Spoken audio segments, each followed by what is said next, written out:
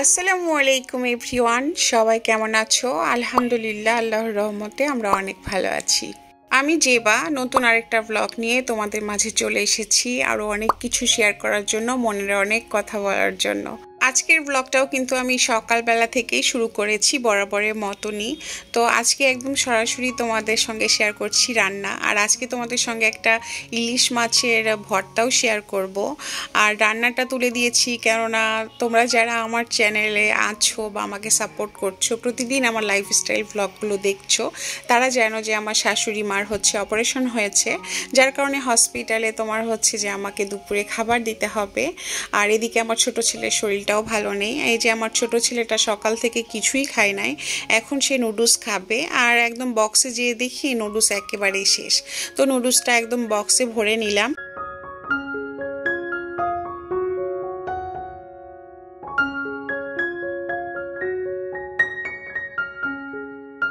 বড়রা অসুস্থ হলে বলতে পারে তোমার সহ্য করার ক্ষমতা থাকে, তাদের ধৈর্য থাকে, বা বুঝতে পারে যে হ্যাঁ আমি অসুস্থ, ঠিক আছে। বাট এই ছোটদের অসুস্থতা হলে না একটা মায়ের খুব জ্বালা হয়ে যায়। আর এইদিকে তোমার হসপিটাল, বাসা, তারপরে তোমার অনেক ব্যস্ততা যাচ্ছে। এইদিকে এইরকম অবস্থাতেও আজানের অনলাইন ক্লাস হচ্ছে, বা বড় ছেলেকে স্কুলে দিতে হচ্ছে। যদিও আমার আশেপাশে আছে সবাই হেল্প করার জন্য, আমার মা আছে বা আমার ননদ থাকছে হসপিটালে, বা আমার দেবর আমাকে মনে করো খাবার নিয়ে যেতে বা আনতে হেল্প করছে, সব কিছুই ঠিক আছে। বাট তারপরও আসলে মানে কাজের তো শেষ নেই, ব্যস্ততারও শেষ নেই। আর এদিকে আমি ভাবলাম যে তোমার রান্নাটা শেষ করি। আর এদিকে বড় ছেলেও চলে আসছে, আর বড় ছেলেকে আমার মা এনেছে স্কুল থেকে। কেননা আজানের অসুস্থ হলে না আমাকে কোথাও নড়তেও দেয় না, চড়তেও দেয় না। তাকে আমি তোমার টিভিতে কার্টুন দিয়ে এই যে নুডলস দিলাম, তারপরে সে খাওয়া দাওয়া করছে। আর এদিকে আমি ইলিশ মাছের তোমার 2টা লেজ নিয়ে নিয়েছিলাম, কাঁটাটা বাছা শেষ। আর এখন এই মশলাটা একদম সুন্দরভাবে লবণ দিয়ে একদম মুছড়িয়ে নিব। আর এইটা একদম মনে করো আমি ফার্স্ট টাইম খেয়েছিলাম মাওয়া ঘাটে। আর মাওয়া ঘাটে তোমরা যারা গিয়েছো তারা জানো যে ইলিশ মাছের যে তোমার লেজ থাকে সেটা ভর্তা করে কিন্তু আলাদাভাবে দেয়। আর অমায়িক একটা স্বাদ, গরম ভাতের সাথে ঝাল ঝাল ইলিশ মাছের ভর্তার তো তুলনাই নেই।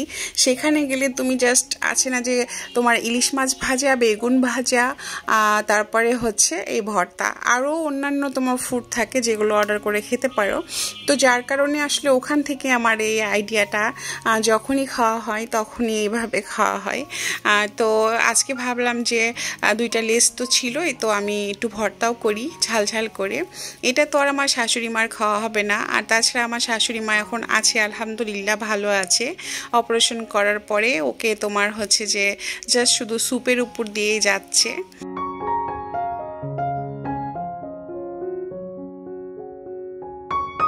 শুধু ইলিশ মাছ না, যে কোনো মাছ এইভাবে ভর্তা করে খেয়ে দেখতে পারো। আমি রসুনটা অ্যাড করেছি কেননা রসুনের যে একটা স্মেল আছে একদম মারাত্মক রকম সুন্দর। আর এই যে মশলাটা মাখিয়েছি এটা দিয়েই তোমার মনে হচ্ছে যে তোমার 1 প্লেট গরম ভাত খাওয়া হয়ে যাবে। আর অনেক লোভনীয়, অনেক টেস্টি। তো এই রেসিপিটা তোমরা ফলো করে ভর্তা করে খেয়ে দেখতে পারো।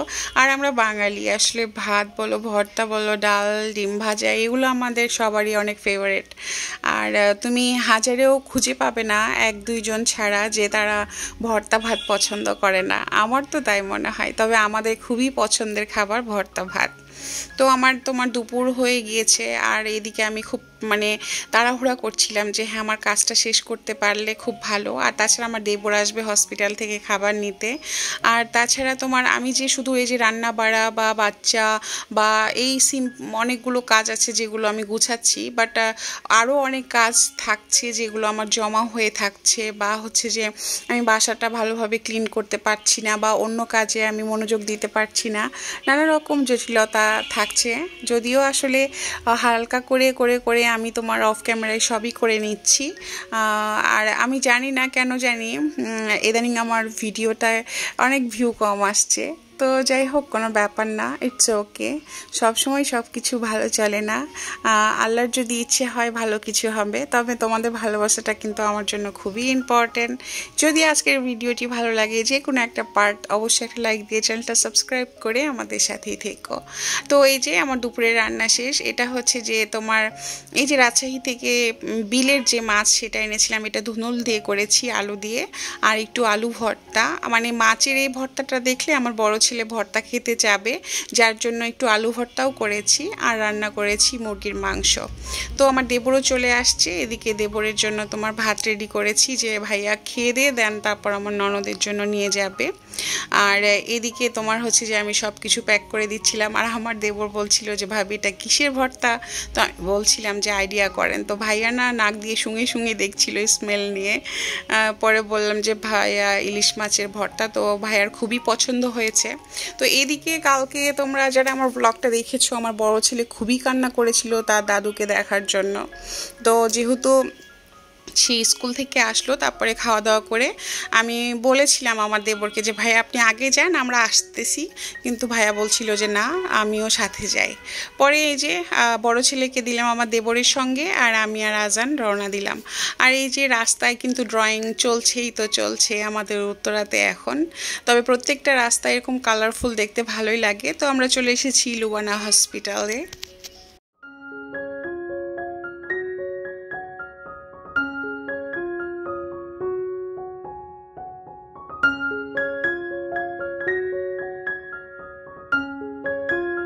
অপারেশনের পরে আমার শাশুড়ির সঙ্গে এটাই প্রথম দেখা। তবে মাকে দেখে ভালো লাগলো যে উনি এখন ভালো আছে, আর ওনার স্যালাইনটা খুলে দিয়েছে, এখন উনি স্যুপ খাবে।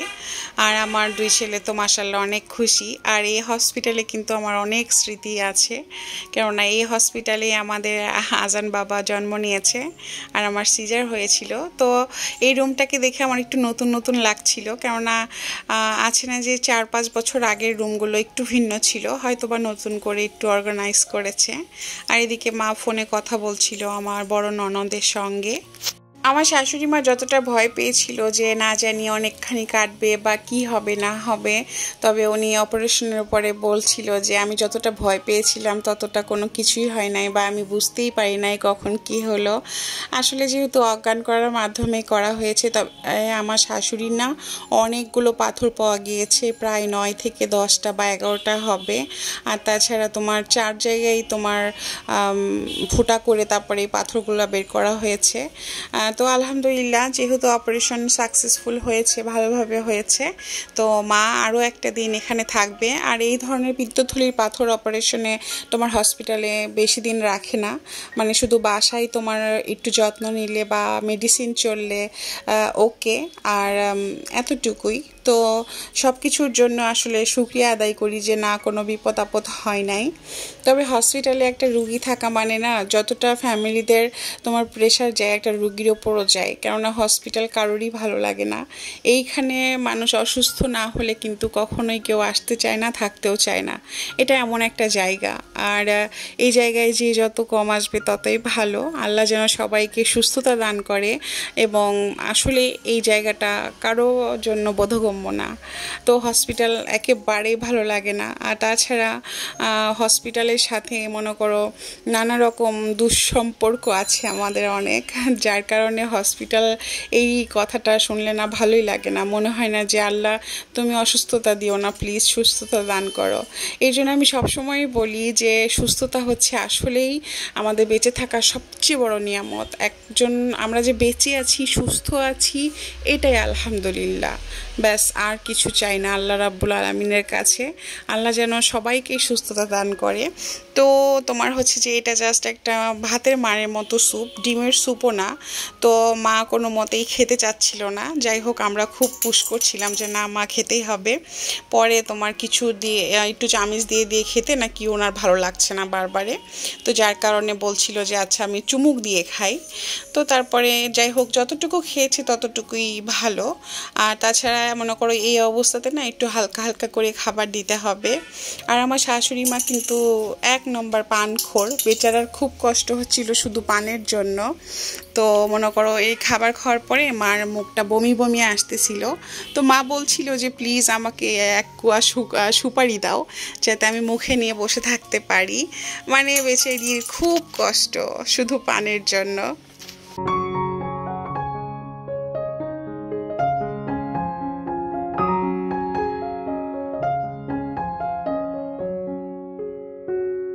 বাচ্চারা হসপিটালে আসবে, দাদুকে দেখবে কী রকম তোমার কান্নাকাটি, আর এখন হসপিটালে এসে তাদের সময় কাটে না। আমার বড় ছেলে তো মনে করো কি করবে না করবে বুঝতেছিল না, একবার দাদুর কাছে আসে, একবার শুয়ে পড়ে, একবার ফ্লোরে বসে, মানে ভাবছিল যে কি করব না করব। ওর দাদু আবার লুকিয়ে লুকিয়ে বলছিল যে মোবাইল দেখো। আর এইদিকে তোমার হচ্ছে যে আমি কফি অর্ডার করেছিলাম যে ভাই প্লিজ যান কফি নিয়ে আসি তাহলে খাওয়া হোক। পরে আপু আর আমার জন্য কফি এনেছে আমার দেবর। আর কফি আবার হচ্ছে যে আমার বড় ছেলে বলছে সে কফি খাবে, তো আমি আবার র চা নিয়ে আসলাম যে ওকে আমি তাহলে র চা খাই। আর আমার দেবর খাবে না কফি।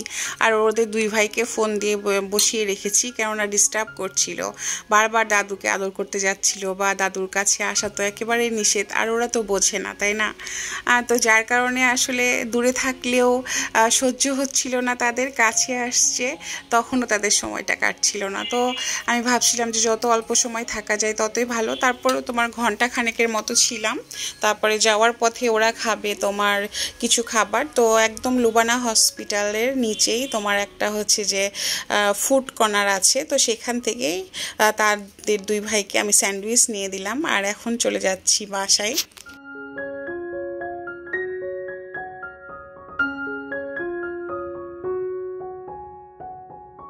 আসার পথে দেখছিলাম যে রাস্তায় একটা মিছিল, আসলে এগুলো দেখলে না এখনও আতঙ্ক আতঙ্ক লাগে। আমার তো এখন বাইরে বের হতেই কেমন মনে হয় যে না আমরা সেফ না। তো যার পরেও আসলে যেহেতু পুলিশ নেমেছে এখন রাস্তায়, তার জন্য একটু মনে হয় যে না হয়তো বা আমরা একটু সেফ ফিল করি। আর এদিকে আমার বড় ছেলে এসে তোমার ঘুমিয়ে পড়েছিল, তার আবার ইভিনিং ক্লাস আছে, তো তাকে আমি তোমার ঘুম থেকে ডাকছিলাম যে ক্লাসে যেতে হবে। আসলে দেখো কোনো কিছুর জন্য কিন্তু কোনো কিছু একেবারেই থেমে থাকে না। তো সব কিছু মিলিয়ে as a mother, as a housewife, as a woman, আজকের ব্লগটাই কিন্তু একটা সাধারণ গৃহিণীর মতো ছিল যে একটা বাসায় রুগী থাকলে মানে কতটুকু মেনটেন করে একটা হাউসওয়াইফকে সব কিছু গুছিয়ে নিতে হয় বা চলতে হয় বা সব কিছুকে অর্গানাইজ করতে হয়। সো আমি বরাবরই কিন্তু একটা কথা বলি, হোম অর্গানাইজ নট অনলি যে তুমি তোমার বাসাটা শুধু সাজিয়ে রাখলা পরিপাটি, তা না, তোমার লাইফটাকে তুমি কতটা লিড করছো বা গুছিয়ে রাখছো, বা তোমার ফ্যামিলি মেম্বারগুলোকে তুমি কতটা টেক কেয়ার করছো, ইচ অ্যান্ড এভরিথিং এখানে আসলে জড়িত। আমি মনে করি এটা আমার আসলে মানে নিজস্ব মতামত। আর এদিকে আমার বড় ছেলেকে আমি মনে করো পাঠিয়েছিলাম, তারপরে সেই স্কুল থেকে চলে আসছে আর এসেই করছে কান্না। আজকের কান্নার রিজনটা হচ্ছে একটু ভিন্ন রকম। আর এইটার পরের ব্লগ, নেক্সট ব্লগটা যেটা আসবে সেটা তোমরা অবশ্যই বুঝতে পারবে। অ্যাকচুয়ালি আমার শাশুড়ি আম্মার এইরকম অবস্থা, উনি আছে হসপিটালে। মানে আমার শাশুড়ি মার যখন অপারেশন হলো তারপরে রাত পেরিয়েই কিন্তু আমার বার্থডে। সো আমার ছেলে কান্না যে আমার বার্থডে কেন সেলিব্রেট করা হচ্ছে না। আম্মু নিশ্চয়ই কষ্ট পাচ্ছে, বা আম্মু তোমাকে কেউ গিফট কিনে দিচ্ছে না, আমরা শপিং করতে গেলাম না, আম্মু কেন তোমার বার্থডে সেলিব্রেট করবো না, চলো যাই মার্কেটে। তোকে আমি বোঝাচ্ছিলাম যে বাবা দাদু হসপিটালে, আমার বার্থডে এতটাও স্পেশাল কিছু না। আর আমি তো বড় মানুষ, তোমরা ছোট, তোমাদেরটা হলে না হয় আমি সেলিব্রেট করতাম, কিন্তু এই মুহূর্তে আসলে আমার শাশুড়ি মা হসপিটালে আর আমি এই রকম কোনো কিছুই চাচ্ছিলাম না। আসলে আমার বড় ছেলেটা একটু বোঝে, সে অনেক ইমোশনাল, সো আমি তাকে বোঝানোর চেষ্টা করছিলাম। আজানকে বুঝিয়েছি, সে বুঝেছে, বাট সে বুঝবে না। ও ভাবছে হয়তো বা যে আম্মু কষ্ট পাচ্ছে, বাট আমি ওকে বলছি যে না বাবা, দাদুর এইরকম পরিস্থিতিতে আমার বার্থডেটা কোনো ম্যাটার করে না। তো যাই হোক ওকে বুঝাচ্ছিলাম যে দাদু যদি বাসায় আসে দেন আমরা সেলিব্রেট করব। তো আজকের জন্য আল্লাহ হাফেজ।